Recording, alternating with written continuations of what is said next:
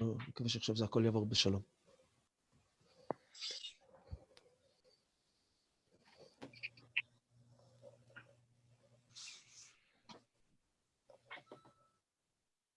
Okay, my dear friends, we are actually now live. I welcome everybody. And today, actually, it's a very special day for all of us. Today is the Yom HaShoah, the Holocaust Remembrance Day. And today, actually, it's not only it's a special day, but this time, it's in a very special situation. This time, there's no any ceremony for Yom HaShoah, not in the synagogues, not in anywhere. All the shuls closed, all the places closed. We're all in the homes. But even now, when we're in our homes, during these not easy times for all of us, it's a time for us to remember. As said, there's a word in English, history, that means his story, somebody else's stories, not ours. In Judaism, in Hebrew, we don't have the word history. There's no historia in Hebrew. We only have isko. It's our memories. It's our story. It's our personal story that we must remember. And today, we have a very special guest, a person that inspires millions of people all over the world, that brings the message of love, that brings the message of belief to everybody in the world. He's the son of Holocaust survivors. He became, from a chazan in the shul, he became a Broadway star, a person that inspires so many people. And I'm very happy that today with us, we have with us Dudu Fisher from Israel. Dudu, Erev Tov. Erev Tov. Hi, everybody. How are you doing? We are stuck in the apartments, in the houses, and that's it. And the whole world is the same thing, Jews and non-Jews alike. And it's a situation that we never dreamed that one day it's going to happen, which actually reminds me, my father, during the war, but we'll talk about it later, probably. 100%. Dudu, who could believe that a few weeks ago, February 27, we together at the National Russian Shabbaton, we had incredible Shabbaton for over 1,500 Russian Jews in Stamford, That's Connecticut, right. Not so far. And you was our star. You mesmerized the crowd with your performance. You had standing ovation in the Shabbaton. And we had such incredible Shabbaton there. And now it looks like something taken from a fantasy, right? Something from the stories. Yeah, it's another world. It's like it never happened. I mean, when was it? In February, right? Yes, end of February, exactly. It's only 2 months. It was a week before everything started.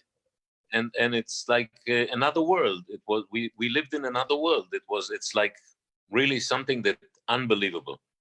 100%. Unbelievable. Dudu, so my first question to you will be today, before we start the Yom HaShoah theme and the memory theme, I want to think as a entertainer, as a person who brings light to so many people and hundreds of concerts a month. How are you going through this not easy time for everybody, but especially I think for people that live from concerts, and what the message that help you to go through this not easy times for everyone? What's inspire you that you can share with us that can inspire all of us? B'ezrat Hashem. Well, first of all, it is something that we never thought about it before, that it can happen. But, we believers, we believe that if it's here, if God brought it over, then there is a reason for it. There's nothing happens in the world without a reason. And I really think that the world that when we are going out of our caves, when we will be out of our holes, it's going to be another world. And we have to really adjust ourselves to a new situation, which we never experienced before. But I have a role model, and I think that my mother, who is staying in a home here in Kfar Saba, not far away from me, I used to go meet her every day, almost every day. I used to go see her. And suddenly, nothing. And sometimes she's 88 years old, bless her, till 120. Amen. Sometimes she says to me, why don't you come? Why don't you come? And I have to tell her that the gates are closed. They don't let people come. They don't let people come into the house. And it's of course, I appreciate the house that they don't let people in, because in many, many old aged homes, a lot of old people got very sick, and a lot of them died, unfortunately. So she is such an amazing woman. All her life, she was like giving. She was always welcoming people. I was, I'm studying with her now. I did a study with her every day. I'm studying with her now, Pirkei Avot. Amazing. You know, how the fathers of the ethics of the fathers, Ethics of right? our fathers. Yes. And I study with her, and it's amazing that when I study Pirkei Avot, when I study it with her, I see so many things that I read now in the books about our sages, about the Chachamim, that she was exactly like one of them. You know, she always her house was open for everybody. When she lived, when my parents lived together in a little place, Tivon, they used to have a small hotel. All the sick, old, crazy people that you can imagine, used to come there, and she used to feed everybody, and she used to donate so much money to yeshivot, and all her life she was such a giving person. And now she's alone, and I told her the first thing that I will do when I get out of the apartment, when I of the house, the first thing I'm going to do is I'm going to come and take and grab you out of there. We're going to go somewhere. I don't know where yet. Maybe to my kids, because I don't see the kids. I don't see my grandchildren. And I have grandchildren, bless them. I have 7 of them, and I'm all the time. I'm waiting all the time to grab them and to kiss them and to hug them, and suddenly you cannot do it, and it's so frustrating. It's terrible. So really, I look up to her, and I think that she did so much good in her life, and she deserves better, than to be locked, for a couple of months already, and it's very, very difficult for all of us. But she's good, and she understands it most of the time, and bless her. Amen, amen. Thank you, Dudu. It's really our parents. They inspire us and they give us amazing role model. And actually, you mentioned beautifully, you said we're all in a cage. And the only time that I think that was something similar to our time was during the Mabul, during the flood, when everybody was need to enter to the teva, to the cage, to be able to be saved. And really, it's a special time, I think. Huh? And by the way, I just wanted to mention it because, because she was born with the blessing of the Rayats, of the Friedrich Rebbe. Because her mother, my grandmother, when she came to the hospital, they wanted to make an abortion. They didn't want to have this delivery done because there was danger to the mother and to the baby. And she sent her sister to one of the synagogues to pray for her. And the cleaning lady in the synagogue took her, and she saw that she's crying and praying. She said to her, "What's going on?" So she said to her that she told her the story that her sister is in the hospital, and the doctors don't believe that there will be something happen. Something will happen. And she sent in a kvittel, which is a little paper, with a story. And after a couple of minutes, there was a paper came out. We have still the paper, which I show it in the shows that I do. And the Rebbe, the Rayat said in Yiddish, it was in Yiddish, a short letter, a short message. Don't worry, with God's help, everything is going to be okay. And there will be a lebendige, gesunde Kind will be born. It means a lively, a healthy kid, a baby will be born. And she took this piece of paper and she ran to the hospital. And the moment she came to the hospital, all the doctors came running to her and telling her, "Listen, we don't know what happened here, but about half an hour ago, a regular delivery started and a little baby was born. And this baby today is locked in the cage," as you said, the teva, the teva that everybody is in his own teva, I mean, look, Noach in this piece of boat that he built, he saved his life by being locked up in such a place, in this place. And he saved the whole world, actually. He saved the whole world because the whole world were descendants of Noah. Exactly. So first of all, it's an amazing story, incredible story about how actually your mother, she's alive today because of the blessing of the Rebbe Rayatz, of the Friedrich Rebbe, that gave her this blessing. So, and we're all praying now in this time that we all should see miracles with our eyes, and we see them every day. Now we have more time to see them because we're now all locked in our houses. So there's more time, there's a stop sign for the whole world for some spiritual growth, for changing. And today is a special day. Today is the day of the Holocaust. Remembrance, Yom HaZikaron. There's a one story that touched me very, very strongly. Was a child in the Holocaust that was able to, with his father in the ghetto. And they were celebrating Simchat Torah when all the Jews are celebrating and dancing with the Torah. And the father was always taking this child on his shoulders and dancing together. And one time, the child, when they came to the ghetto, and the child coming to his father says, Tati, why are we not dancing today? What happened? It's Simchat Torah. So the father answered, my dear child, we're today in the ghetto. We cannot dance. But I promise you, will be one day, we'll be out of here, of this hell.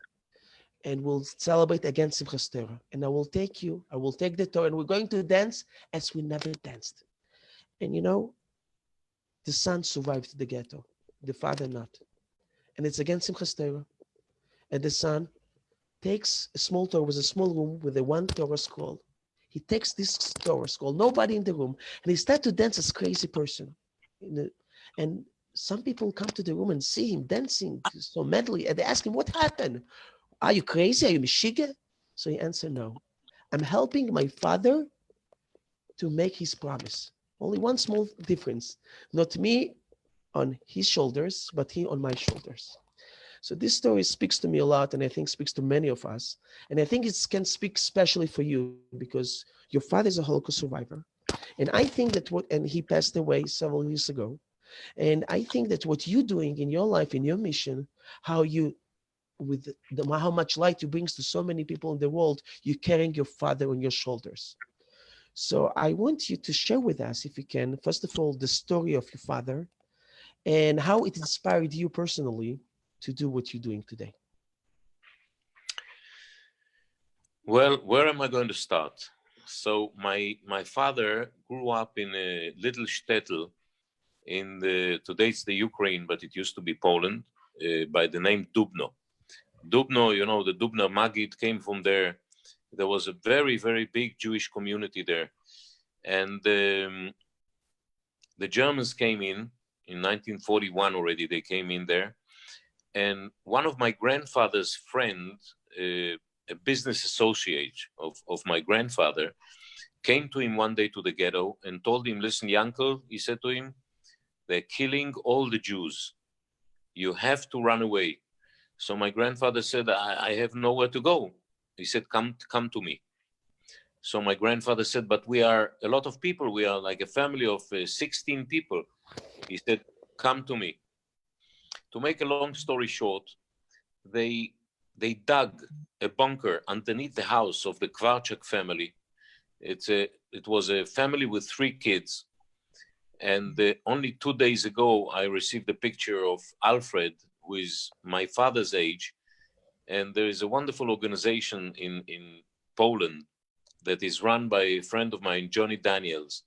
He drove 500 kilometers from Warsaw, from Warsaw to this village, because there was one Chasidumot Olam. How do you say the righteous of the world, the righteous of the righteous of the Gentiles, something like this, right? Of the nations, yes. A non-Jewish person who saved the Jews during the Holocaust. So they saved. So my friend went there and he brought them food and he brought them money, and they took care of them, and they stayed in this bunker for 18 months. Now, can you believe it? 18 months to be in a bunker with no and we complain Zoom. about the quarantine in homes, right? With no Zoom and not a refrigerator full of food and no TV and nothing nothing that. So 18 months, 16 people were in the bunker underneath the house, which is an amazing thing. But still, always my father, because my father was looking for them, and in the middle of the 70s, he found them. He found the Kvarchaks, because, you know, when the Russians came in, they took everybody out. You know, they sent everybody out of the town. And my father found them, and since then, he was always taking care of them. You know, even when he didn't have money, he used to send them money to support them, because he said that all the village where they live must see that these people, they live better than all the others because they saved Jews, and now the Jews are taking care of them. Amazing. And it's amazing. It's an amazing story. They found them, and there was a whole TV show from the Israeli TV when we went to meet them in the late 80s, and we met them, the three brothers, which they were my father's age, and the memories, and it's amazing how.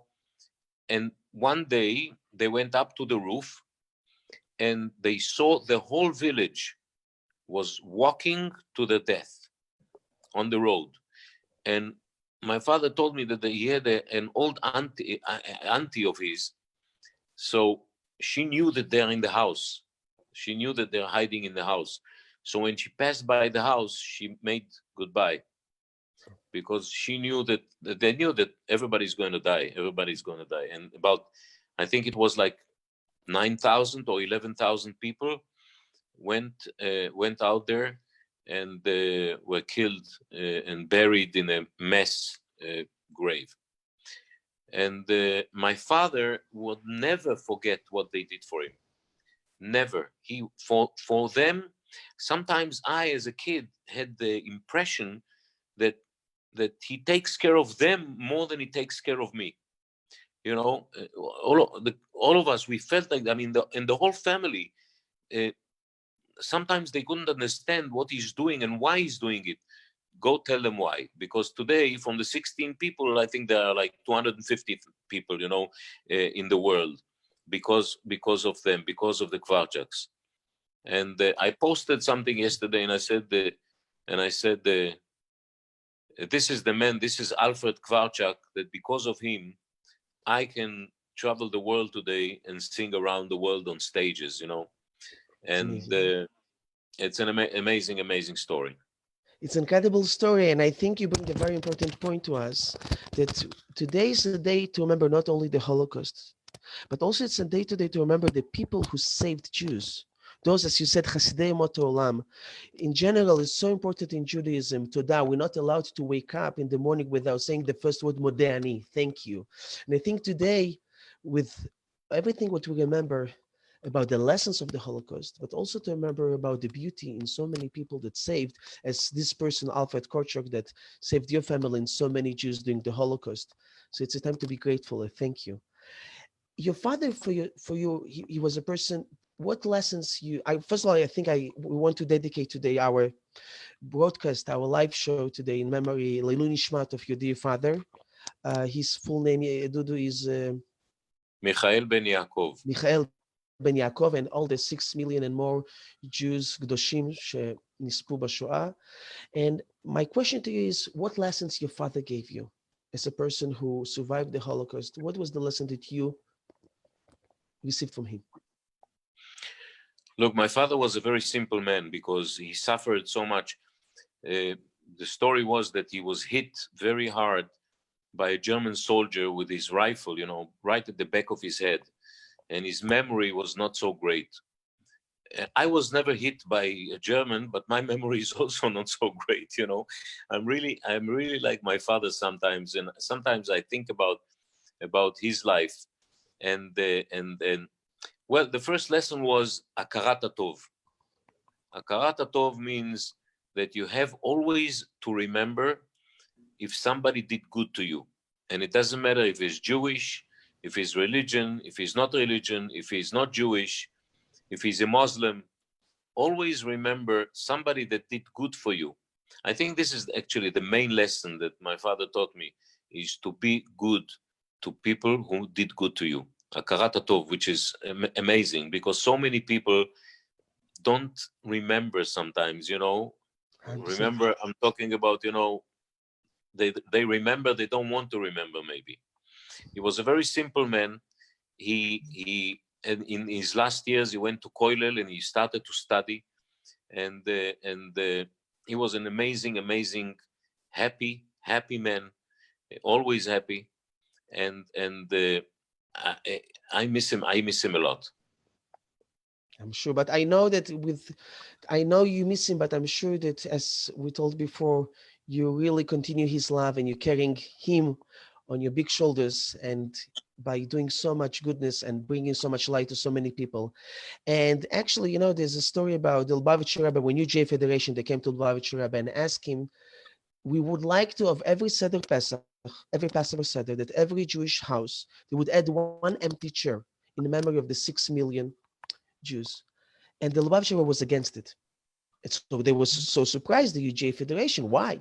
So the Rebbe said, instead of putting an empty chair on Seder Pesach, bring Bring- another Jew who never been yet on the Pesach Seder, who never experienced what's freedom, what's Judaism is, and then you really continue their lives of the 6 million Jews. Then you're really winning on Hitler.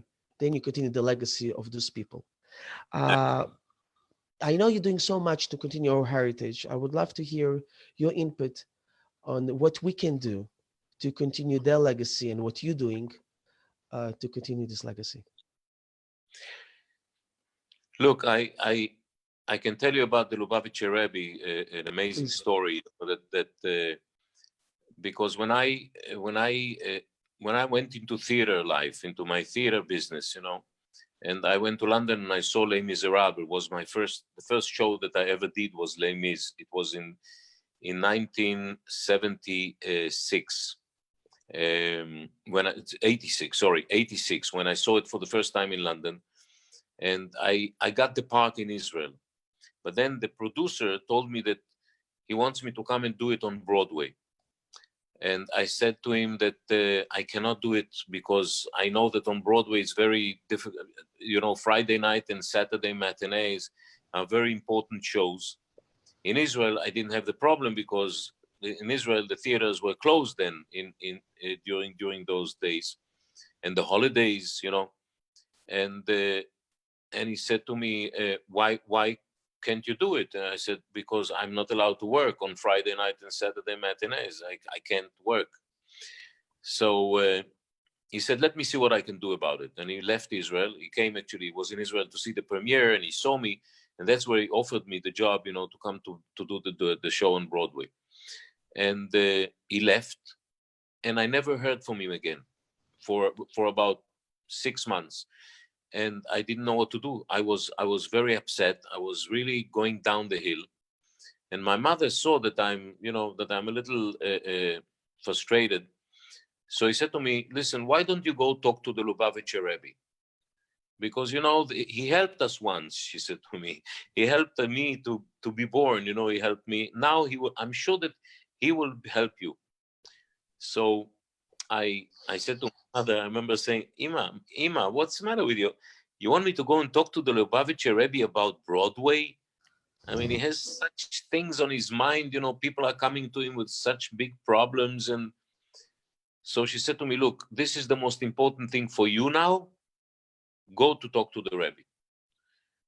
So I said, all right. I called my brother-in-law, and I asked him, my brother-in-law is a cantor in Baltimore. His name is Avi Albrecht. And he was very close to people in Chabad. So I called him and I said, how can you arrange for me to see the Rebbe? He says, well, the Rebbe doesn't feel so good lately. It was in 92 and in 91. Sorry, 91. And the only way you can talk to the Rebbe is if you're a sponsor and you're going to be a sandik, a godfather of a Russian baby who came from Russia uncircumcised. So if you support it, and if you want to be a sandik, if you be a sandik, I said yes, of course I'm going to do it. So I went there, and I was waiting in one of the houses where they do the bris, where they do the circumcision. And I'm waiting for the baby to come in, and the door opens and a big zlob comes in, a big guy like, and I said to him, excuse me, where's the baby? I'm looking for the baby. He said, no baby, me baby. He was 42 years old. Anyway, I said to the rabbis there, listen, there's no way I'm going to hold this guy on my laps when you're going to do what you do. No way. Don't worry. It's going to be 5 minutes. We're going to. Anyway, it was done. And me and the baby, 42 years old, we went to the Rebbe. And the Rebbe gave him a blessing. Now I have to go to the Rebbe and speak to him about Broadway. And I'm breaking my head. I don't know what to say now. What am I going to talk to him about? How am I going to say the Rebbe Broadway? So I don't know. The first words that came to my mind was, Rabbi, do you know Les Miserables? So he smiled at me, and I forgot that this rabbi has like 9 doctorates, from the Sorbonne in Paris, in Paris. And he said to me, of course I know. So I said, look, Rabbi, there is a musical on Broadway now, and they want me. They want me very much to come and do the show, to be the lead part. But I have a problem because I told them that I don't work on Friday nights and Saturday matinees and the Jewish holidays. And I don't think it's going to happen.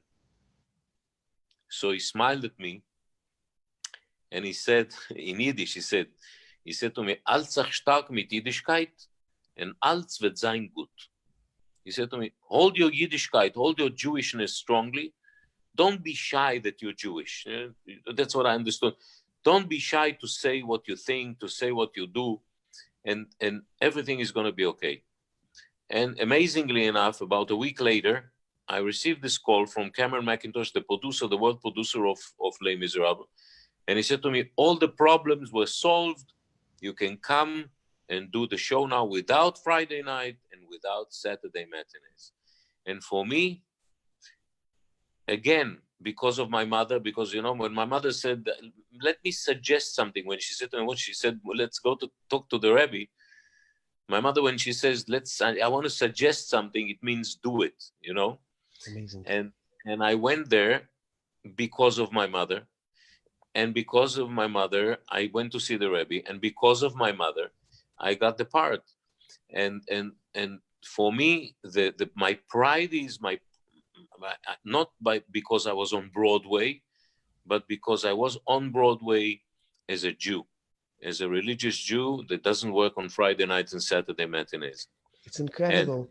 And I I remember it was also a story about what was on your door in the Broadway, right? What they wrote on your door in Broadway. Yes, they wrote. They brought somebody else to do the show on Friday nights and Saturday matinees, and they wrote on the door, Shabbos Goy. They wrote his name on the door with the Shabbos Goy. But, something, it never happened before on Broadway, and it never happened after. I was the only one, in the history of Broadway. Actually, they call me Kofik, Kofik, the guy who didn't want to play hockey on Yom Kippur. Yes. The Jewish guy who didn't want to play hockey on Yom Kippur, Sandy Kofik's his name. Yes. So they call me in the theater world, they call me the Sandy Koufax of the theater. And this is really something that I'm going to take with me when I go up there after my 120 years. There are a couple of things that I put it in my pockets, to bring up there and to show what I try to do and what I do. There are other things also, but I think that this is the highlight really of my life. And my father and my mother, they were such big supporter of me, because sometimes, when you start a career, this is so difficult because I'm getting so many emails and WhatsApps from people, from religious people who would like to go into show business, and they ask me for an advice. And I said, I really don't have an advice to give you, because religion and show business does not go together.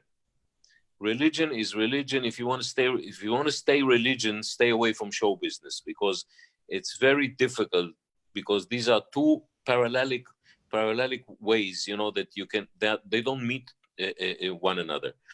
And to be religious, you have to be very, very strong and prepare yourself to get really hit very hard, because I was offered so many times, so many things, to do so many shows on Friday nights and Saturday and Jewish holidays, and I couldn't take it.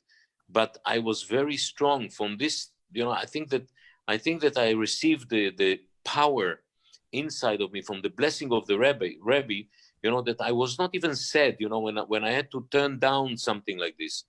I was not sad because of it.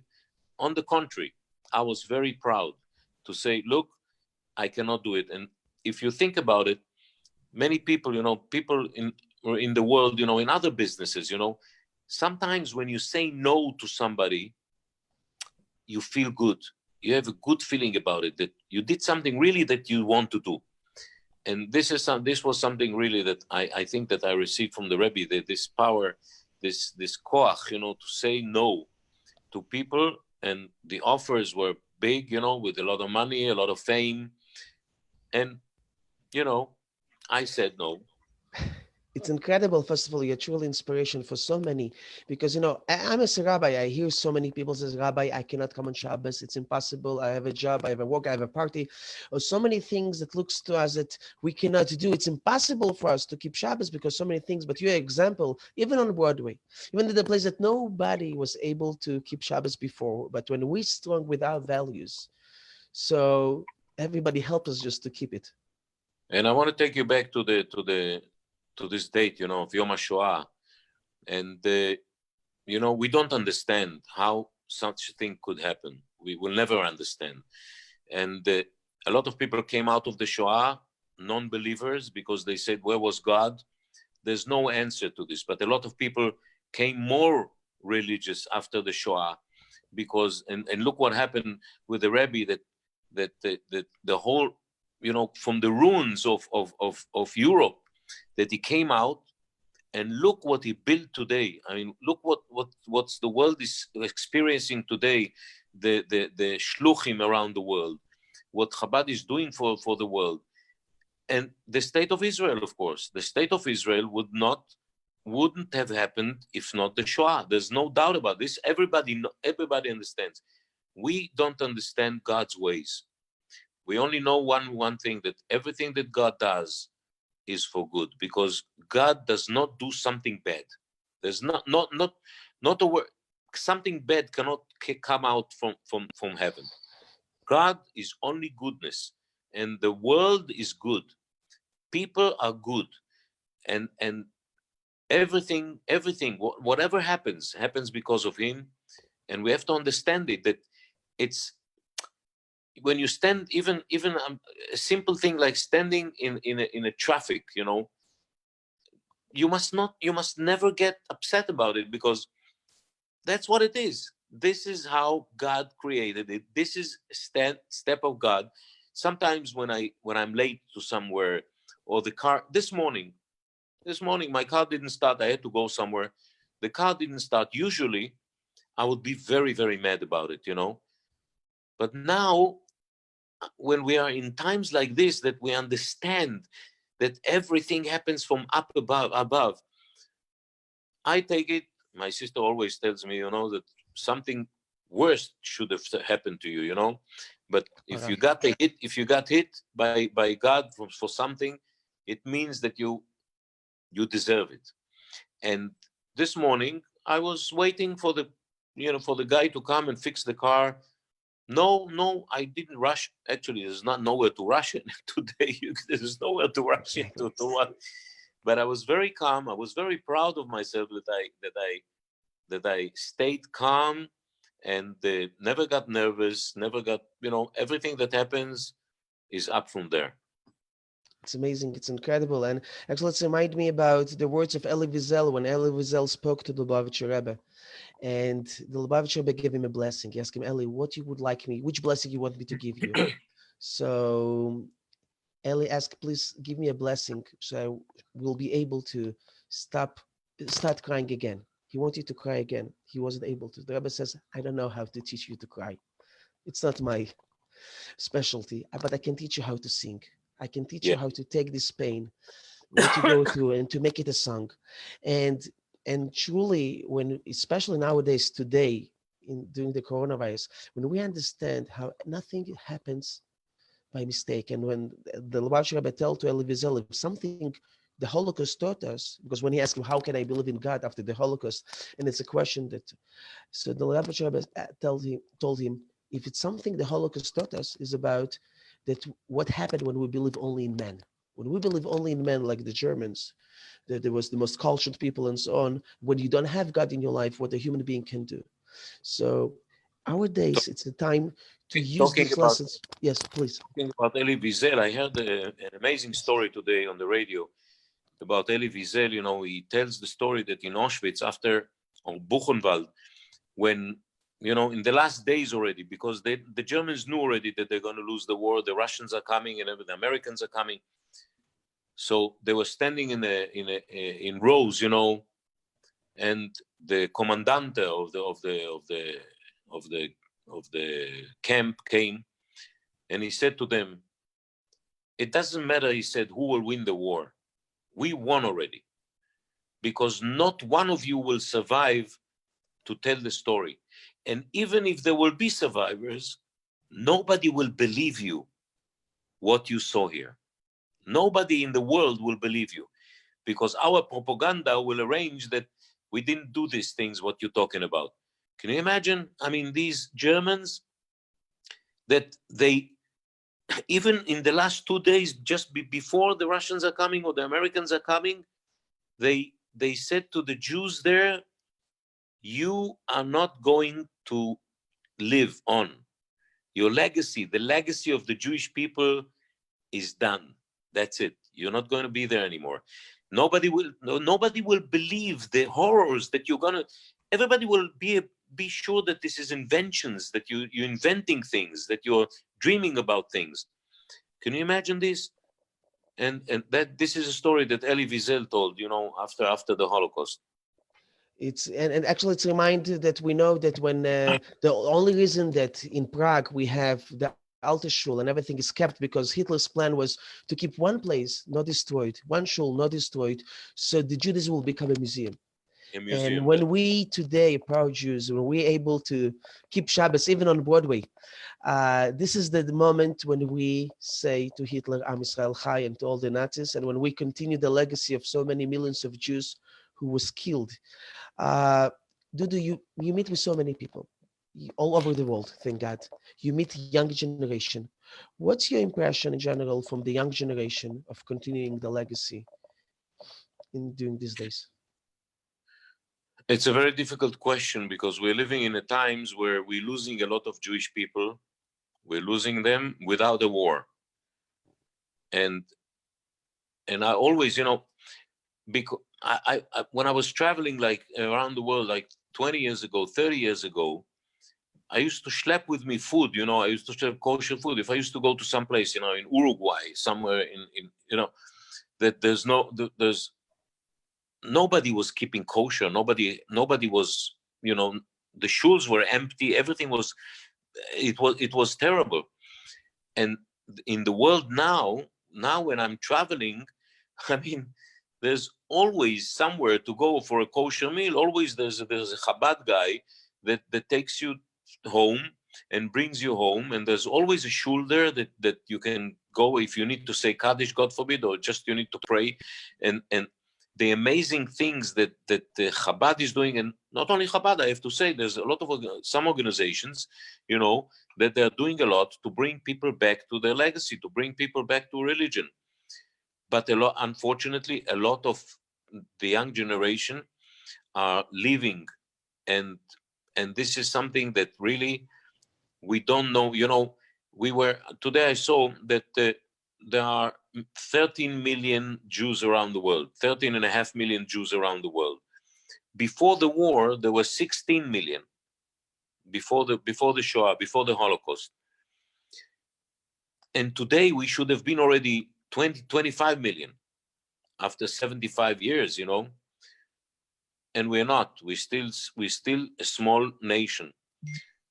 The only thing I think we can do is continue to do what the Rebbe started with the shluchim, and to show people the right way, where to go and how to do it, and the way of Chabad, which is amazing. That it doesn't matter who you are, it doesn't matter what you do. Just start with a small thing first. Just make a broche, and then they know that slowly people will come back. And this is the only way for the young generation to show them the road back home, back to religion, back to our Father. And really, what Chabad is doing is the most amazing thing. We all do it together, thank God. And it's really, in these days, the Lubavitcher Rebbe, when he met once a student that asked him a simple question, am I a good Jew? So what the Rebbe can tell him, he wasn't observant. He will tell me a good Jew. So he takes from the motivation to grow and thrive, and he will tell him you're a bad Jew, how the Rebbe can say anything bad about another Jew. So the Rebbe told him when Yaakov Avinu, went to sleep, he saw a ladder between him and God. Then the Rebbe asked him a question, so how many steps on this ladder? So he answered the Rebbe, I don't know. The Rebbe answered him 613, as the 613 commandments that we have. But then the Rebbe added the beautiful. He says, even if a Jew on the 612 step, so it's one step before the Everest, but his eyes are looking down, it's not called a good Jew. If you in the beginning, in the first step, in the 12th, and the 50, whatever it is, wherever you are, but your eyes are looking up every day, you do even 5 minutes more than you did yesterday, then you're a good Jew. This is really what's our mission. This is really our goal. And I think that the message today, during this Holocaust Day, and Dudu, please add, during this Yom HaShoah, for us, the remembrance is to continue the legacy. I say always, and I deal with a lot of Russian-speaking Jews. I myself, my grandfather was a Holocaust survivor in Ghetto Minsk, and we have so many people in our community. I says that we today Jewish. It's mean that 4 generations ago, 5 generations ago, our grandfathers, our grandparents was ready to die to stay Jewish. And That's right. they were miracles that we today live here. All of us, it's a walking miracle. And today is the only opportunity to tell them thank you that your sacrifice wasn't in vain. And I think that you're doing this in every concert and every moment when you inspire so many people to keep Shabbos, to connect to our legacy. And I'm sure that your father up there in heaven and all the 6 millions, all our fathers and grandfathers up to Avraham, Yitzchak, and Yaakov, they are smiling up in heaven at that moment. For sure. Dudu, I have a request. Yeah, please. I'm sorry. Before my request. No, I say that this is the victory, really, the victory over the anti-Semites of today, which actually I heard that 60% of American Jewry felt anti-Semitism against them, and our victory is that we have our country. Israel is the country. Israel is the country to be in. Israel is the country to live in, and to teach everybody that with love, everything can be done. Amen. Right. Dudu, and I want also to dedicate today to Refuah Shlema of all the people who is now sick with the pandemic, that may, with our love, if for each one of us today will take one small mitzvah, 5 minutes more of goodness, that we can take up on ourselves, and for the Leilu Nishmat, elevation of the souls of the 6 million Jews, and for the Refuah Shlema of everybody who is sick, so we can make this small change. And when we will change ourselves, God will change, Bezrat Hashem, our destiny. And I have a request to you, Dudu. It's a request not only for me, I'm sure it's everybody who's watching with us, all your fans. And I need to admit today that my favorite singer is you. So I want to ask you if you could do a prayer. We're not in the shuls today. We're not in the synagogues. We cannot pray. We're praying at homes. If you can do a prayer, the elevation of Leilu Nishmat of the 6 million Jews, the Zichram. Really? That's what you want me to do? Let me look for And it. by the way, I want to also, everybody who's watching us on live, if you have any questions you would like to ask Dudu, now this is time. Now you have this unique opportunity. You can write in the comments of many people on Facebook. You can write in the comments your questions, and I will be more than happy to ask Dudu this question. Please, you can write your comments here. Okay. And meanwhile. All right. El male rachamim shochein b'mromin hametzeh menucha nechona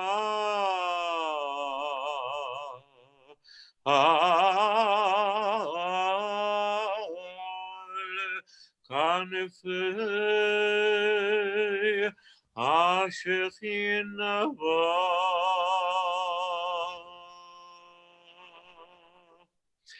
במעלות קדושים כזוהר הרקיע מזהירים את נשמות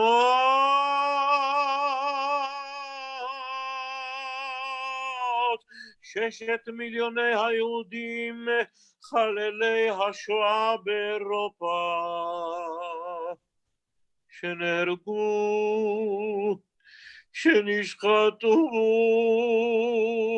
ושנשרפו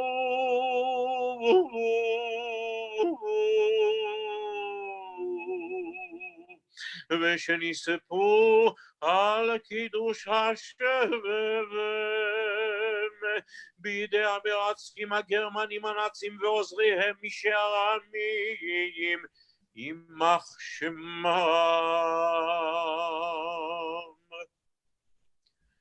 לכן בעל רחמים יסתירם בסתר כנפיו לעולמים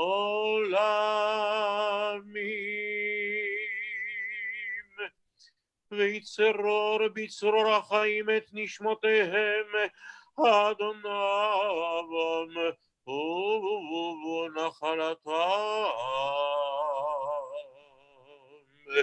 בגן עדן תהא מנוחתם ויעמדו לגואלם לקץ הימים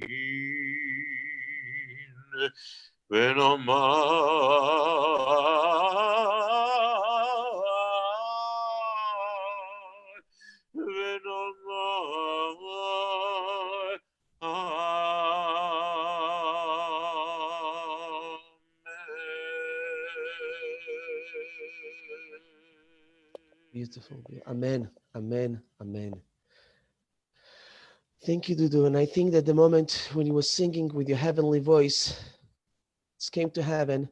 And may each one of us, everyone who's watching us now, take one mitzvah, one good deed. Can be a tefillin, can be a call somebody they didn't call so many times for so long, to help somebody, to learn Torah more, anything spiritual, any mitzvah that we can do, to say a thank you to all the millions of Jews who passed so we can continue the legacy, continue this connection. And I want to thank you, Dudu, for incredible thing that you're doing for all of us. And my last question will be to you. I know that you recorded an incredible video about the Holocaust with a special song that Shlomo Carlebach was singing. If you can tell us about this project. Well, this is a song that Carlebach sang. Actually, I think it was the only song that Carlebach sang, not his own composition. There's a very great lady, a musician lady. Her name is Cecilia Margulis, and she took upon herself, because all her family, a lot of members in her family were lost in the Shoah, and she wrote a song about a niece of hers by the name Mira, and the song is called "Mira Was Her Name." It's an incredible song. It is the only song that Carlebach sang which is not his own composition. You understand? And he never sang it also on his records. He sang it on Cecilia's record. And Cecilia is doing a lot to commemorate the Shoah, to commemorate the Holocaust. And she does a lot of songs, a lot of plays, a lot of stories. Daniel Finkelman, who is Danny? Yeah, a good friend of mine and of many from our community. So he was the director. We went to Bardichev and we filmed 2 days in Bardichev in a bitter day, cold days. We filmed this 2 days of song, and it came out really amazing. It came today to the market, online. You can see it online. If you go to Ynet in Israel, in the Israeli network, you can see the song there, and you have the song. I also send it to you. Maybe after the sphere, you can show it. I'd love to share it. But this is something that you have to look at for it. It's called Mira Was a Name. That was that you could go online.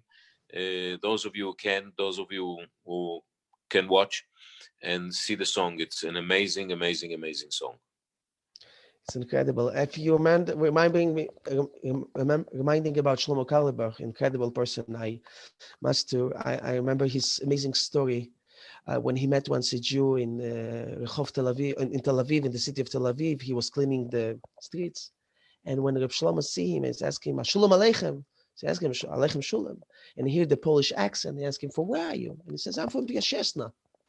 And in Piashesna was the great Rebbe, the Rebbe from Piashesna. So Reb Shlomo says, my wish was to meet at least one Jew that was a student of the Rebbe from Piashesna. You must tell me at least one teaching. So the Jew tell him, when I was a child, before the Holocaust, the Rebbe was teaching us every day. And by the end of the class, he was telling us, Teire Kinderlach, my dear children, remember, there's nothing more important in life than to help another person. And when I was 11 years old, he's telling, I was in Auschwitz. And they thought that I'm 17 and I was able to survive. But in the middle of the hell, I was ill, I was suffering, I was myself, I wanted to do a suicide to end this hell on earth. And then I see the image of the Rebbe of Piasesna. And he say to me, Teire Kinderlach, my dear children, remember, there's nothing more important in life than to help another Jew, another person. He says, how many people in the Holocaust you can help? So I was going from a person to a person, people with broken lives that lost their families, everything, and was listening. People just need somebody to talk to. I was listening to them and helped me to survive the Holocaust. When I came to Tel Aviv, I was myself, nobody with me, and I became a cleaner. And then I decided I want to do suicide. I will go to the ocean in Tel Aviv. And then I see again the image of my Rebbe. And the Rebbe looks at me and says, Teire Kinderlach, my dear children, there's nothing more important in life than to help another person. And you know how many people in Tel Aviv you can help? And this is what holds me in life. And we spoke today about your father and about how much he gave. And it's amazing that your father had meant so much suffering in the Holocaust, but his message that he gave to you. And I understand that your father was religious, even he was coming from a religious family, right, Dudu? Yeah. And that your father gave, after so much suffering, he taught you how to give love. And this is really our answer from the Holocaust, that what we need to continue. From darkness, only with light, only with mitzvot, with spirituality and giving to people, especially in these not easy times for all of us. And I want to ask you, what's your last message that you can share with us before we end today our amazing special broadcast? If you'd asked me before, I would tell you to buy Zoom shares. It was now? Because this was a company that never heard about. Nobody heard about it. Me neither. I also didn't hear about it. But can you imagine what would we do today without Zoom? Incredible. What would we do without Zoom? So the message is, come out from the Corona thing. Come out from your caves, from your cages, from your apartments, from your homes, and bring love and peace to people, to the world. Amen. That's all. Amen. Thank you so much, Dudu, for this amazing time. Thank you for inspiring, and may Hashem always bless you to continue what you do for millions of people.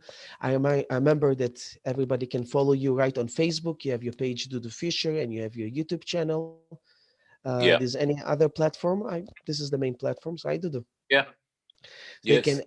They can follow you, and everybody who was with us, you can subscribe to my page. And we're having tonight actually another live session with a Holocaust survivor in Russian. It's going to be Mitya Bykov, a very famous member of our community, going to tell his personal story.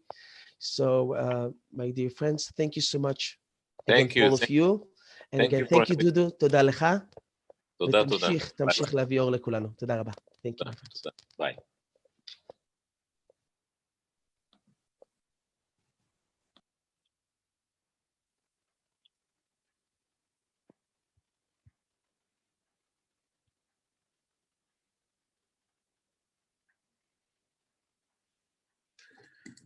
אוי, אוי, אוי, אוי, אוי.